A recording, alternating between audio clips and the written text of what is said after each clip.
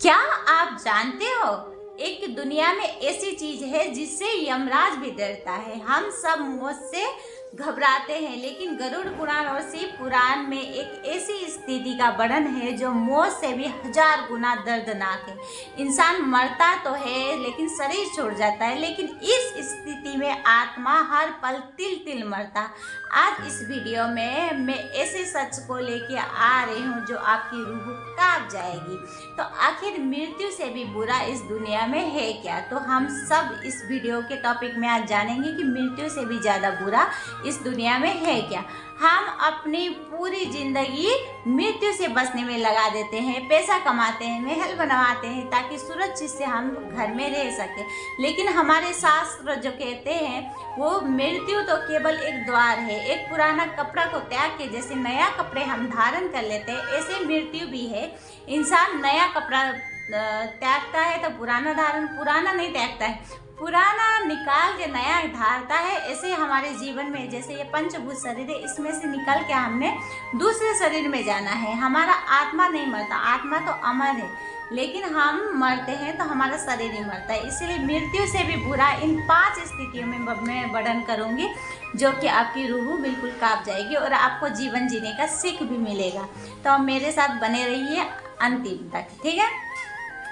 स्वाभिमान का खो जाना सबसे दर्द इंसान को देता है, स्वाभिमान को खो जाना।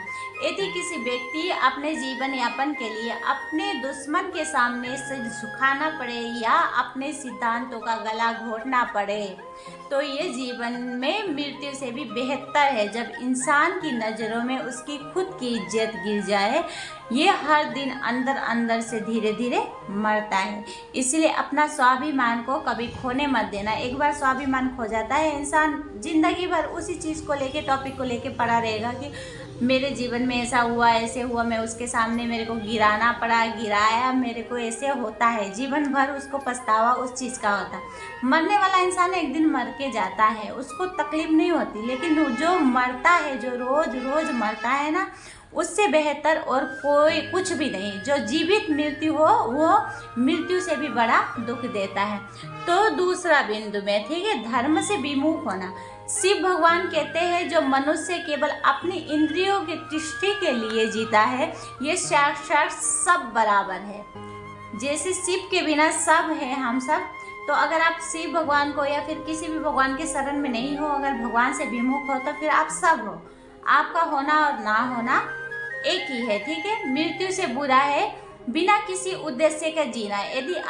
यदि आपके जीवन में परोपकार नहीं है, करुणा नहीं है और आप केवल मैं और मेरा में फंसे हुए हैं, तो आप प्रेत योनि के समान हैं। इस भाग में हम चर्चा करेंगे कि कैसे स्वार्थ इंसान को जीवित लाश बना देता है। अगर किसी के अंदर स्वार्थ है तो वो जीवित लाश है, बस उसके अंदर कुछ भी नहीं है। जिसके अंदर मैं आ गया तो फिर वो इंसान नहीं है, वो एक बस सबके समान है। अगर भगवान से विमुख है तो वो सभी है बिल्कुल, क्योंकि शिव के बिना इंसान सब है, सबके बिना इंसान कुछ भी नहीं है, ठीक है। इसीलिए अगर आप भगवान से विमुख हो तो आप इंसान तो हो लेकिन सब हो, इंसान नहीं हो, सब हो। तो फिर तीसरा, मानसिक नर्क। सबसे बुरा है पछतावा। जब कोई इंसान अपने कर्मों से किसी का दिल दुखाता है या कोई ऐसा पाप करता है जिसका प्रायश्चित संभव ना हो, तो वो गिल्टी उसी मौत से भी ज़्यादा तड़पाती है। जब इंसान के अंदर गिल्टी आती है तो फिर मौत से भी ज़्यादा तड़पाती है, ठीक है। नींद ना आना, मन का अशांत और खुद से नफरत करना ही असली नर्क है जो इसी धरती पर भोगना पड़ता है। जैसे इंसान कोई होता है जैसे डिप्रेशन में चले जाता, सोचते सोचते सोचते, अरे जो हुआ है उसको जाने दो, तुम्हारे हाथ में कुछ भी नहीं है, तुम्हारे हाथ में बस एक है, कर्म करो। अगर आपके पास कर्म भी अच्छे नहीं बने फिर भी भगवान के शरण में आप रहोगे ना, फिर वो अपने आप आपको शुद्ध करेंगे। आपको जरूरी नहीं है कि आप पूरा शुद्ध होके उसके बाद आपने जाना। भगवान से अगर एक बार भी बोलोगे भगवान मैं जैसा भी हूँ आपका हूँ, आप एक बार मेरे को संभालो, तो वो ज़रूर आपको संभालेंगे। आप इस चीज़ में कभी नहीं रहना। मानसिक नर्क भोगने के बराबर इंसान आप सोचते सोचते सोचते सोचते ना आप बिल्कुल डिप्रेशन में जाओगे। इसीलिए इस टॉपिक में ना बिल्कुल नहीं बात करना। आपने धीरे धीरे अपने दिमाग को, माइंड को फ्रेश रखना। अगर आपसे कोई गलती हुई, आपसे पाप हुए, तो उस चीज़ का आप भगवान से माफ़ी मांग के अपनी गिल्टी को कम कर सकते हो। लेकिन अगर वही चीज़ आप दिमाग में सोचते जाओगे तो वो मानसिक नर्क है, जो कि आप रोज़ मरोगे। एक दिन डिप्रेशन में जाके खुद को फांसी लगाने की हिम्मत आपके अंदर खुद ही वो सोचने की क्षमता लेके आएगी, आप नहीं लेके आओगे। इसीलिए आपने बिल्कुल मानसिक नर्क में नहीं जाना, डिप्रेशन में नहीं जाना। जो हुआ है उसे भूल जाओ, बाकी जो होने वाला है उस पर ध्यान दो, अपने कर्म पे ध्यान दो और अच्छे अच्छे कर्म करो, तो आपके हर एक गलती भी माफ़ हो जाती है। अगर भगवान का नाम लोगे, अगर उनका नाम का शरण लोगे, तो फिर भगवान हर एक इंसान को माफ़ कर देते। भगवान ये नहीं देखते कि ये मैं कैसा है कैसा नहीं। अगर आप उनके शरण में जाओगे तो वो खुद ही बोलेंगे अरे ये मेरा बच्चा है, मैं उनके नाम से बड़ा कुछ भी नहीं है। ठीक है, इसीलिए अपने भगवान का नाम लो। ये मानसिक नर्क बिल्कुल दिमाग में नहीं डालना, नहीं तो आप धीरे धीरे डिप्रेशन के शिकार हो जाओगे और खुद को एक दिन फांसी लगाने में मजबूर हो जाओगे। फिर नंबर चौथा बिंदु है अपनों का तिरस्कार। शास्त्रों में लिखा है कि बुढ़ापे में अपने द्वारा ठुकराए गए माँ बाप भी अजनबी महसूस कराते हैं, तो फिर मृत्यु के तुल्य है। कुछ बच्चे ऐसे रहते हैं कि अपने माँ बाप को जैसे बूढ़े हो जाते हैं तो फिर उनको लेके जाते हैं वृद्धाश्रम में। फिर उस चीज़ का कभी तिरस्कार नहीं करना चाहिए। अपने माँ बाप ने, जिसने माँ बाप ने आपको जीवन भर पाला पोसा बड़ा किया, उसके बाद उसको ले जाके वृद्धाश्रम में छोड़ दिया, तो वो अकेलापन इंसान को भीतर से खोखला कर देता है। जैसे अपने माँ बाप को भी खोखला कर देगा और आपको भी खोखला कर देगा। कल को आपके ऊपर भी जब बुढ़ापा आएगा, उसके बाद आप खुद ही गिल्टी, जिंदगी भर उस चीज़ का गिल्ट रहेगा। चाहे 2 रोटी कम खाओ, मेहनत ज़्यादा करो, लेकिन अपने माँ बाप को ना कभी वृद्धाश्रम में मत भेजना। नहीं, एक बार भेज दिया ना तो ज़िंदगी भर उस चीज़ का पछतावा आपको होगा। और आगे चल के जब आपका बुढ़ापा आएगा तो आपका बेटा भी साथ नहीं देगा, आपको भी वही गली दिखाएगा, वही रास्ता दिखाएगा। इसीलिए हमेशा चाहे 2 रोटी कम खाओ, चाहे मेहनत 4 गुना करो, लेकिन अपने माँ बाप को कभी वृद्धाश्रम नहीं भेजना है। ठीक है, तो अंत में मृत्यु से बुरा क्या है? मृत्यु से बुरा क्या है? मृत्यु के डर में जीना और अपने धर्म कर्तव्य को भूल जाना। अगर आप आज जागृत है, अपने कर्मों के प्रति सचेत है और अपने मन में शांति है, तो मौत भी आपके लिए एक उत्सव बन जाएगी। लेकिन अगर आप नफरत, लालच, अहंकार में डूबे हुए हैं तो फिर आप पहले से मर चुके हो। ठीक है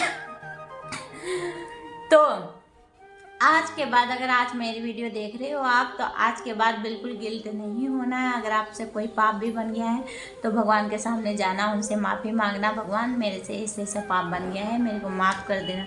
अगर मैं कसम खाती हूँ, अगर आप कितने भी बड़े पापी क्यों ना हो ना, अगर एक बार नाम का शरण ले लोगे, उनका शरण में चल जाओगे ना, तो भगवान से बढ़ा कुछ भी नहीं है। चाहे आप कितने भी बड़ा पापी, लुच्चा, लफंगा, चोरी करते हो, चाहे कुछ भी हो, लेकिन अगर आपने एक बार भगवान का साथ पकड़ा तो फिर वो आपको कभी छोड़ेंगे नहीं। और आगे की टेंशन बिल्कुल नहीं लेना। अगर वो एक बार पकड़ लेंगे ना, वो छोड़ेंगे नहीं आपको। वो इंसान नहीं है, वो भगवान है, जिसने 1 सेकंड में इतना पूरा ब्रह्मांड को बनाया है।